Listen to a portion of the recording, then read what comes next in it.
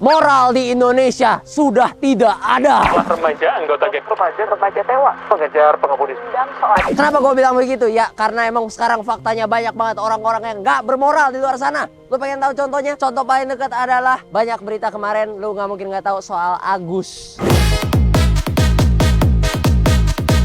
Jadi karena emang faktanya si Agus nih sebenarnya butuh pertolongan ya, matanya hancur, mukanya hancur. Jadi ada semacam galang donasi yang dibuka untuk ngebantu dia. Udah terkumpul sekitar 1,5 miliar. Dan lu tahu apa, setelah udah dapet duitnya, bukannya dia pakai berobat, malah itu duitnya dia pakai untuk kepentingan pribadi. Padahal itu duit donasi, men.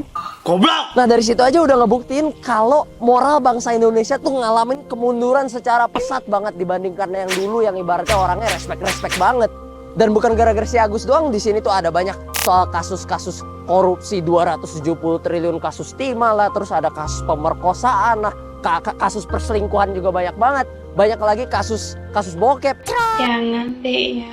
Moral Indonesia kemana, men? Gua miris banget. Kenapa? Karena dulu pahlawan Indonesia tuh udah sumpah susah banget kelihatannya. Udah memperjuangkan martabat orang Indonesia, udah ngangkat strata orang Indonesia. Tapi sekarang kayak ibaratnya dibanting lagi, dibuang gitu loh. Nah jadi gue tuh sebenarnya punya ambisi pribadi ya. Gue tuh pengen banget nyelamatin Indonesia dari kekurangan moral ini. Gue pengen ngentiin ini semua. Tapi gue nggak tahu gimana caranya. Soalnya gue sendiri kadang-kadang kagak punya moral ya.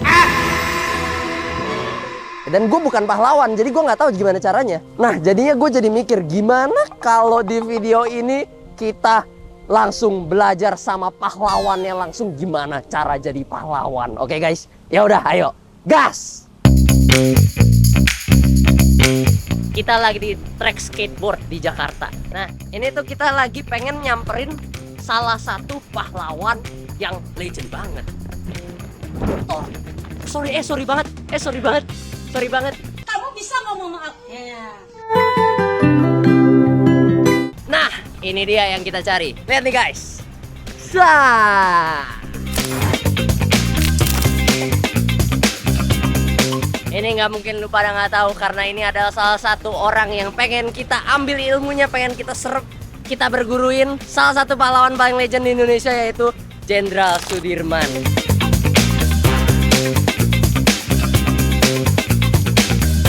Kalau lu nggak tahu berarti lu koplak, jujur aja ya.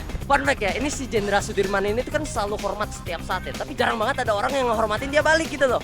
Tentara, polisi yang suka lewat sini itu biasa suka pada berhenti dulu di jalan terus hormat ke ini patung karena dia ngehormatin mereka. Tapi anehnya sih orang-orang yang punya kuasa tinggi tuh, tikus-tikus rakyat berdasi berdompet itu malah kagak ngehargain dan kagak ngehormatin balik ini patung. Jenderal, turunkan tanganmu.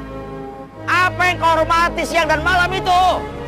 Apa karena mereka yang di depanmu itu memakai roda 4? Ya udah, biar si Jenderal Sudirman ini senang dan bangga terhadap Farel Logic, Farel Tarik tercinta, kita akan hormatin dia balik. Yap, swah.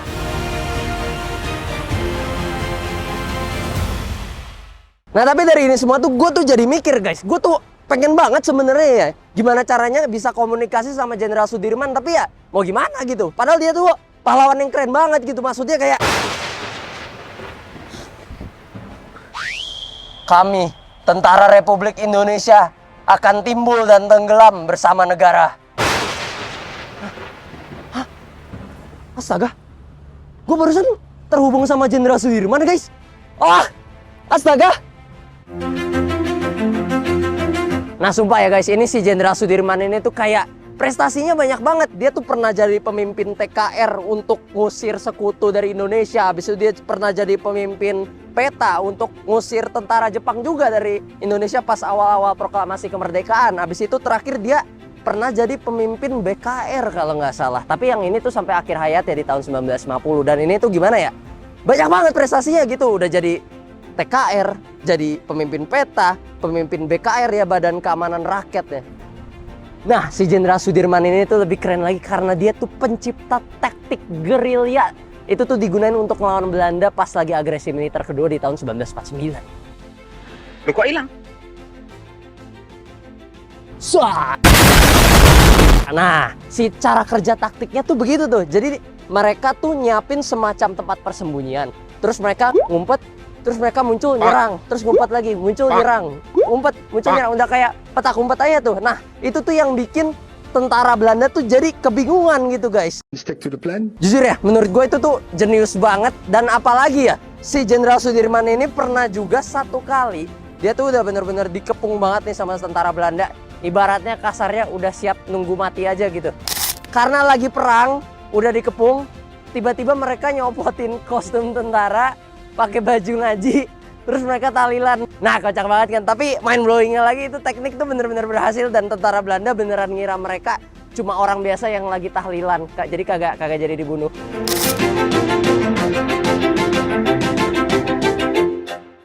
Maaf rel iklan dulu ya. YouTube Shopping. Gue tahu dalam hati kalian suka banget lihat gaya gue yang kece parah kan? Gak usah iri bosku, mau ganteng juga. Langsung aja pencet nih view products atau lihat produk di pojok kiri bawah dan langsung deh check out bajunya biar samaan kayak gue. Udah sih kira-kira gitu aja tutorial ganteng dari gue. Jangan lupa kalau mau belanja di YouTube Shopping ya. Jencak. Makasih Rel WHS ya. Oke guys, tadi gila udah mantep banget. Kita udah mengulik semuanya soal Jenderal Sudirman. Sampai-sampai gue tuh mulai merasakan aliran-aliran pembuluh darah gue tuh ada Jenderal Sudirman ya guys. Nah, buat yang berikutnya kita pengen ngobrol sama pahlawan siapa lagi nih. Nah, itu dia guys. Wah. Lu pada tahu nggak ini siapa? Ini Pangeran Diponegoro.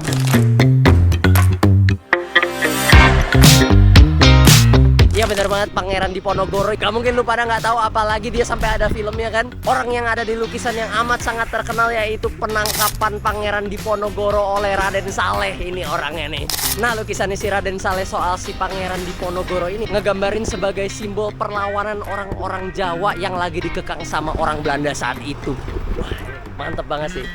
Jujur gue juga pengen banget ngobrol dan terhubung sama Pangeran Diponegoro. Jadi tolong, Pangeran Diponegoro, sambar saya. Aku adalah pejuang. Sebagai pejuang, tugasku adalah berjuang. Soal kalah atau menang itu bukan urusanku, karena tugasku adalah berjuang. Wah gila, mantep banget guys. Gue barusan terhubung juga sama Pangeran Diponegoro. Wah, ini berarti gue ada di jalan yang tepat ini. Jalannya Tuhan. Nah, si Pangeran Diponegoro ini tuh orang dari Kesultanan Mataram yang tugasnya tuh kerjaannya ngebelain rakyat kecil dari kolonial Belanda. Nah, si pangeran ini tuh sebenarnya kesel banget sama kolonial Belanda gara-gara mereka tuh ngebuat kebijakan-kebijakan yang ibaratnya ngebully orang Mataram mulu. Mulai dari ngerampas tanah rakyat, ngubah-ngubah adatnya dan ngeganggu adatnya Mataram, dan banyak banget lagi pokoknya yang ngeganggu banget. Tapi sebenarnya si Pangeran Diponegoro ini bisa dibilang ada dendam sedikit ya. Dendam pribadi ada sedikit ya. Karena waktu itu ada sempat satu momen di mana kolonial Belanda ini ngebangun jalan persis di atas makam leluhurnya Diponegoro. Nah, kurang ajar nggak tuh? Kurang ajar kan? Nah, bingung kan editor? Nah.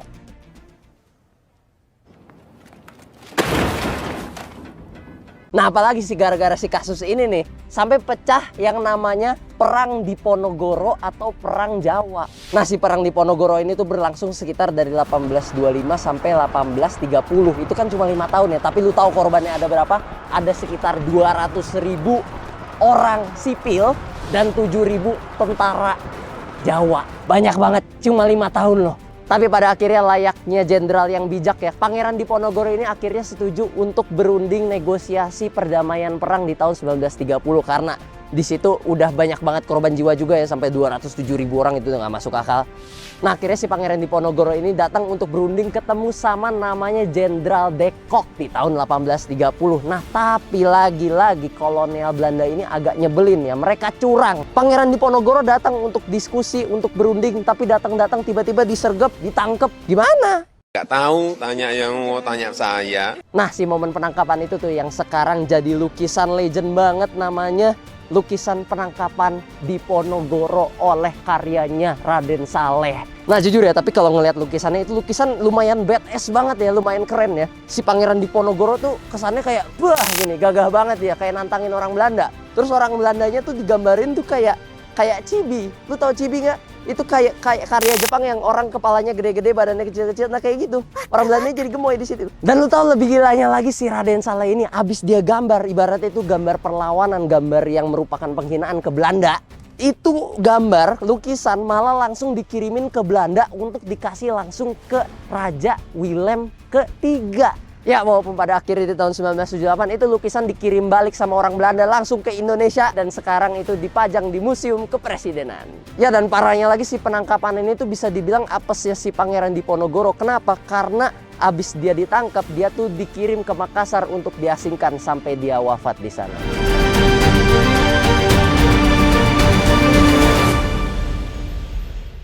Ya guys, jadi dari tadi itu kita udah belajar banyak banget nih dari Pangeran Diponegoro, dari Jenderal Sudirman. Tapi sejujurnya ya, gue belajar nggak cuma dari dua itu doang. Indonesia tuh masih punya banyak banget pahlawan yang keren-keren banget juga. Mulai dari Kartini. Jujur setelah tahu ceritanya Kartini, ini Kartini tuh bener-bener nyelamatin cewek-cewek di Indonesia banget.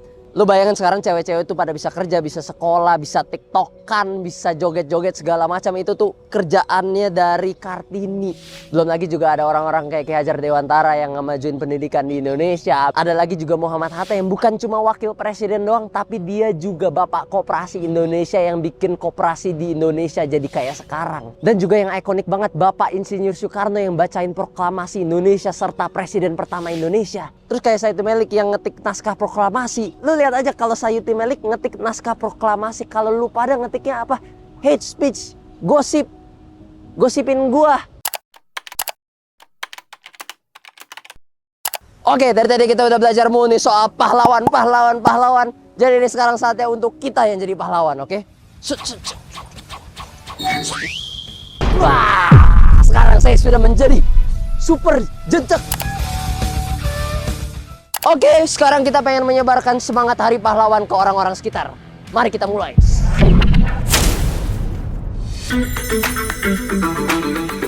Oke, sekarang kita pengen nanya-nanya ke pengunjung di taman ini soal pahlawan-pahlawan yang ada di Indonesia. Langsung aja kita gas ya.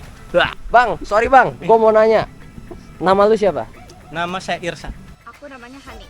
Kakaknya namanya siapa? Mila. Latifah. Siapa pahlawan favorit lu? Kalau saya mending milih daerah saya sendiri, Tan Malaka. R.A. Kartini. Kalau kakaknya siapa? Ki Hajar Dewantara. Jenderal Sudirman loh. Mungkin karena penggemarnya Tan Malaka juga, sama-sama juga satu daerah juga. Karena dia tuh yang bisa membangkitkan semangat wanita biar bisa terus berkarya gitu loh. Jadi nggak hanya laki-laki yang bisa berkarya di masa depan, perempuan juga sebenarnya bisa, tapi ya itu balik lagi ke dirinya masing-masing sih sebenarnya. Oke. Kalau kakaknya? Karena kan Ki Hajar Dewantara itu kan pahlawan pendidikan ya. Jadi kayak suka aja gitu. Panglima yang sampai sekarang bintangnya cuma 5, Jenderal Sudirman doang. Menurut lu Hari Pahlawan itu penting nggak buat orang-orang zaman sekarang? Kalau menurut saya penting banget. Soalnya kebanyakan anak zaman sekarang pada nggak tahu pahlawan, hari-hari nasional juga nggak tahu. Karena kan kita sebagai anak muda juga harus nginget hari-hari pahlawan gitu, pahlawan-pahlawan yang udah ngebantu buat Indonesia merdeka gitu. Masa tiba-tiba dilupain sih? Penting bang, buat kita mengenang para pahlawan yang udah merdekakan negara kita tuh penting bang. Ya biar orang-orang nggak lupa lah ya. Iya biar nggak lupa. Ya udah, oke deh. Sekarang mah lupa ya kan? Iya lupa, ingatnya cuma sama itu, Cita Limit, Fufu Fafa. Ya, lupa. Selamat Hari Pahlawan. Ya, dan bener banget ada satu pahlawan yang kita belum sebutin dari tadi yang merupakan pencetus dari Hari Pahlawan hari ini, yaitu Bung Tomo. Ya, kalau nggak ada Bung Tomo, Hari Pahlawan ini nggak bakal ada diperingatin sama sekali di Indonesia. Jadi kita harus kasih juga apresiasi ke dia. Nah ya guys, lagi-lagi kita tuh sebagai orang Indonesia, kita harus ngehargain jasa-jasa pahlawan yang mereka udah tinggalin untuk negeri ini. Mereka udah ngasih kita kenyamanan, mereka udah ngasih kita harga diri. Dan tugas kita sebagai orang Indonesia adalah kita harus selalu ingat itu. Nah, salah satu cara ingatnya bukan cuma diingat doang, tapi dijaga. Jangan sampai udah di sini lu bikin turun gitu. Ya pokoknya gitu guys. Semoga kita bisa mengamalkan perbuatan-perbuatan pahlawan yang udah mereka lakuin di masa lalu, dan kita bisa nerapin itu ke kehidupan kita sehari-hari, dan semoga itu berlaku untuk kita semua orang Indonesia. Ya udah sih, kira-kira gitu aja. Selamat Hari Pahlawan. Jejak ya. Ya udah, gue cabut dulu. Bye bye.